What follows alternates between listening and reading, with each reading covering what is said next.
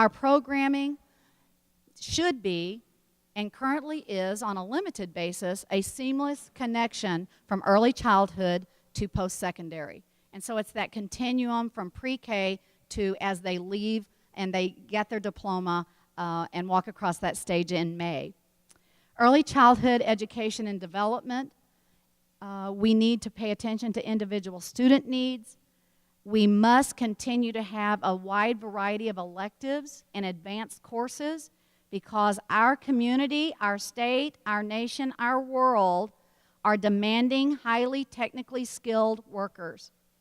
And if we don't continually focus on the offerings, the course offerings for our student, they will not be prepared for the highly technically skilled jobs they must have to make a living and someday, in 20 years, sit in here in a PACT session in the future. And we talked about that, and then college and career preparation. Provide a safe, secure environment for students, parents, staff, and community is a characteristic of a highly effective school, and providing facilities conducive to 21st century learning. We also must secure funding in order to have textbooks, in order to have technology in front of the students. The infrastructure, seeing the computer is one thing, and then seeing all of the infrastructure behind the computer is what is scary.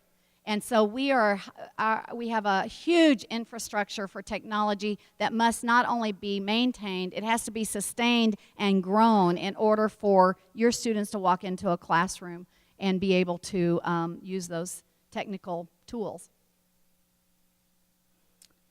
We want to continue a two-way communication with partners. We want to get better at it, and we will, as they said before, we will seek your input on that. Who are our partners? Our partners are our stakeholders.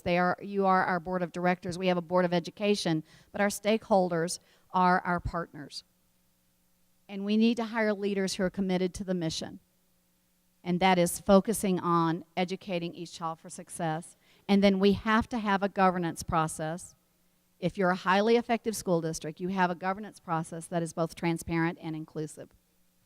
We believe in volunteering. This is a junior Red Cross chapter. These students, I believe, are freshmen now, but they had a junior Red Cross chapter and did some great work. And this is a video. I just took a still shot from it, and the video, they had more energy than any of us put together. Here's some student data. This is focused on students. This is our report card. It's called the APR, stands for Annual Performance Review. It is done by the state of Missouri, our particular department that we're accountable to, and these are the areas in which we are judged and given a grade. The grade is you either met or you didn't meet. There's no in between. You don't get an A, B, C, D, F. You either met it or you didn't meet it. We did not meet in subgroups. That is also the only category on this page that is judged by the feds. The federal government looks at that subgroup rating, and No Child Left Behind kicks in on that line. You can study that on your own. So how did we do? This is where we go into the federal. AYP stands for Adequate Yearly Progress, and that is the federal report card. That's the best way I know how to describe it. And it's where they judged us in 2 areas on the test that I just talked to you about. The MAP test that the kids are taking right now. Here is our single 2-day judgment for the school district based on that test in 2009, 1 year ago this month. We did make with the federal government in communication arts. We did not make in mathematics. This was reported, we had known this probably for a couple of years, but it just hadn't been reported widely. We had found articles, but most recently, the National Center for Educational Statistics said that the Missouri MAP test is one of the most rigorous tests. In fact, it ranked among the top 3 in the United States, with Massachusetts, and I believe North Carolina is the other one. Forgive me if it's South Carolina, but I believe it's North Carolina. Among the most rigorous tests. Remember, rigor is deep. How deep do you measure the student's learning? In the United States out of 50. So I will tell you, and please don't be offended if you're from Iowa, Illinois, Arkansas, Kansas, or Oklahoma, or Tennessee, or Kentucky. Our bordering states do not, or Nebraska. Our bordering states do not have the level of rigor by which they are being judged as the test that we have. That's just the bottom line. We didn't make it up, it just is. Your students are engaged in a testing process right now that is not only testing what they know, remember the content of the curriculum, but how well they can process it and then tell what they know back. The states that surround us do not test at that rigorous level. And we didn't report this, the news press reported this. ACT, this is aptitude for college. It doesn't mean that they won't succeed when they go to college. It's just aptitude, and you can take a look at that data when you're in your small groups. We believe in the arts. I want to say it again. We believe in the arts. We believe in that creative expression that releases learning with our students. Here is some data for you about extracurricular. And really the one that I want to focus on is clubs. You might say, clubs? What are clubs? Clubs would be, for example, I'll just give you a few. A Spanish club, French club, Future Teachers of America, AG, the extracurricular side of AG, Future Businesses Leaders of America, and I could go on and on. We believe in workforce development, and we are a huge stakeholder sitting at the table among the various committees in our city about workforce development, because we realize, folks, that we hold each day the precious resource that will make this city alive, not only now, but in the future. We understand it. We hold the accountability near to our heart. We don't take it lightly. We know that we are growing your workforce for the future.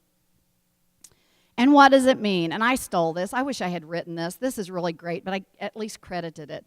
And I really don't know who the author is because I've heard it 3 different places. I believe ACT is the actual author of this. But this is these are powerful statements. Ready for school. What's our job? Our job is to have our students be ready for school, ready for work, and ultimately, folks, ready for life. That's our job. It's a powerful, powerful description of what we do to educate each child for success. Programs of study. Here are the Missouri. Now, we're using this. It's called Missouri Connections. But Missouri Connections, which comes from the State Department, the Department of Elementary and Secondary Education, and all of the programming. But these particular pathways are embedded in the economic development plan for the state of Missouri.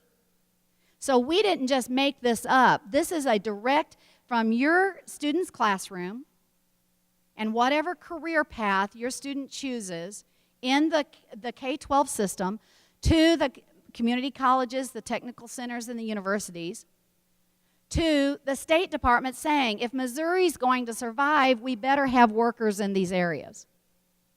And we have connected our curriculum and our workforce development program to that. We're not working in isolation from the rest of the world. We believe in safe, secure learning environments. And here's just some, I call it, it's not trivia, it's very important stuff, but they're more like Trivial Pursuit questions, and I'm not going to go over them, but on your own, you might be interested to see that we have 52,000 fluorescent lights in the district. I thought that was very interesting. Or not. Maybe you won't find it interesting. I found it interesting. But here's one that I didn't know until this winter because we had to do it many, many times, that we plow 500 linear feet of snow every time it snows. It made a huge difference in the fuel budget this time. So,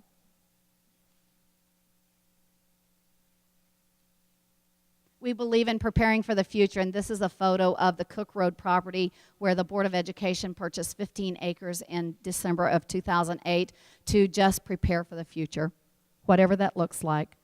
Safety and security, let's talk about that really quickly. We do have resource officers that we share in the costs with the city on that.